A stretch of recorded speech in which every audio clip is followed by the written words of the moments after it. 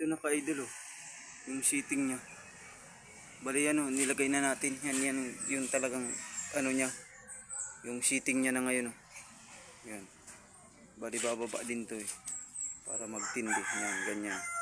Ito tataas naman to kasi yung paglagay ng niya, yung harang dito.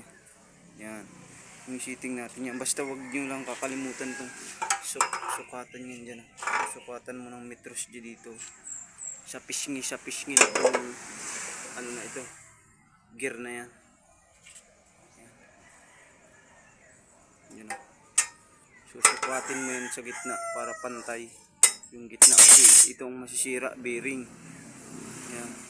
Yung seating natin ngayon. Repair lang kasi ito kaya ganyan yung pinapakita ko pag seating.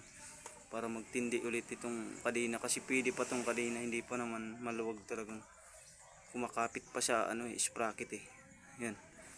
Ganyan lang. Update ko lang kayo pa na na takpa na. Yan. Natakipa na yan. Yan ang ka-idol yung seating nyo. Yan.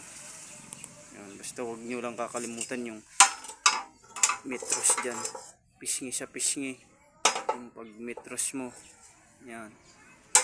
Yung pag metros dyan. Seating ng hand tractor na ito. Bali dito na yung sa ilalim niya oh. Yan. Yung seating niya dyan oh. Sa dingding na yan. Lagay na natin. Yan mga ka-idol. Update ko lang kayo pag nakalagay ng gasket. Saka pag na to natakpa na ito. Yan.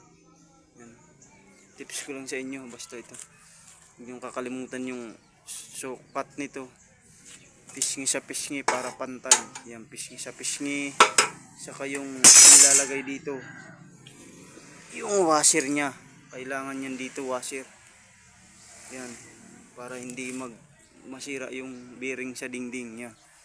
Yan, update ko na lang kayo mamaya.